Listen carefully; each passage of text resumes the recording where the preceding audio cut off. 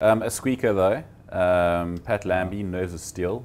Again, it's been said a few times, there's not much between his two sides, Rob. I must say, the second half, I saw a couple of tweets from authoritative figures at half time saying that the Boks are now ready to smash them.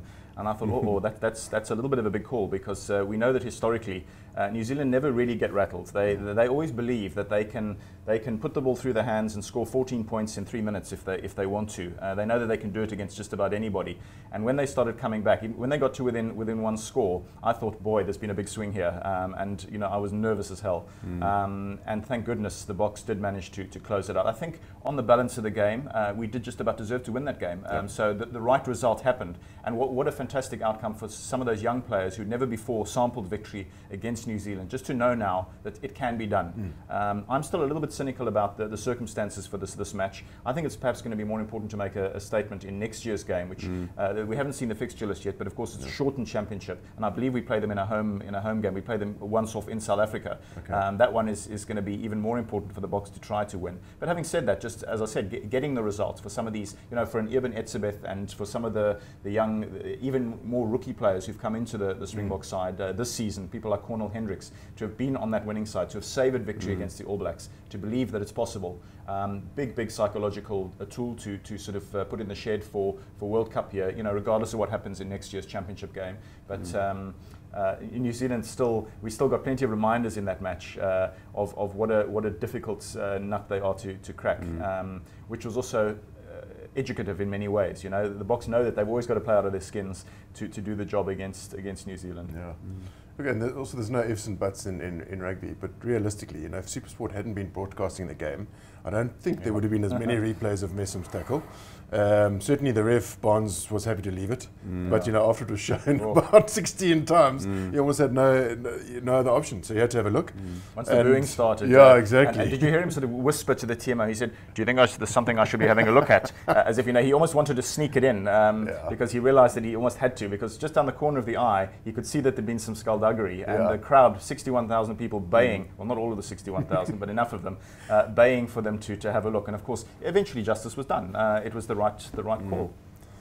Yeah, thanks. Sorry, I just wanted to. What's the precedent for an incident like that? Because surely that needs to be flagged by the touch judge. I mean, yeah. So actually, I see Jonathan Kaplan was tweeting about it this morning. It's probably what happened was illegal, so to speak.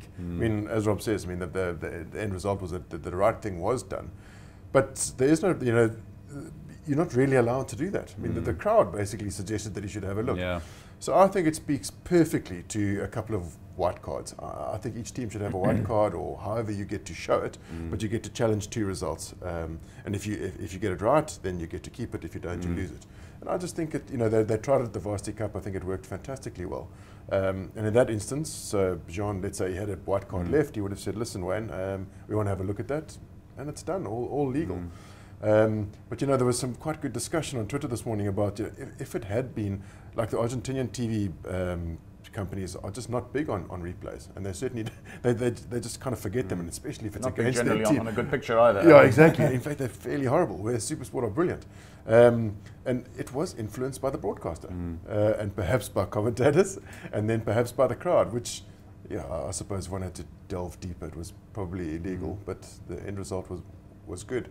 But my point originally was that, game 2 minutes shorter, or that tackle missed and the Boks had lost. Then what kind of discussion are we having? And for me, the discussion would be, I'm still concerned about Meyer and his use of the bench. Okay, last week he got it spot on, but they needed to change the momentum.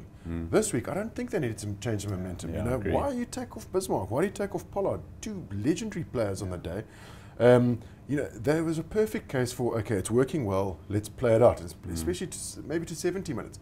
We start messing around in 50 minutes, and I thought it changed the game completely. Yeah. And I thought he got that wrong. So I'm not sure he's quite got like a feel for the game.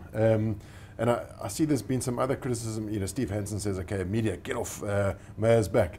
But I think there's a case to be made for the media have actually changed how he thinks. You know, we've brought in Willie Leroux. I mean, he was going to stick with Kirshner. We've brought in Pollard. He was definitely going to stick with Steyn. He wasn't going to have a fetcher. He's brought in Lowe. Okay, we haven't quite got him to bring in Rousseau. And we've got him to play a ball-in-hand game. He was going to kick the living daylights out of rugby. So I think there's a case to be brought for the media having changed how Meyer looks at rugby. And it's for the good. So Hansen can bugger off with his, the media must get off Meyer's back.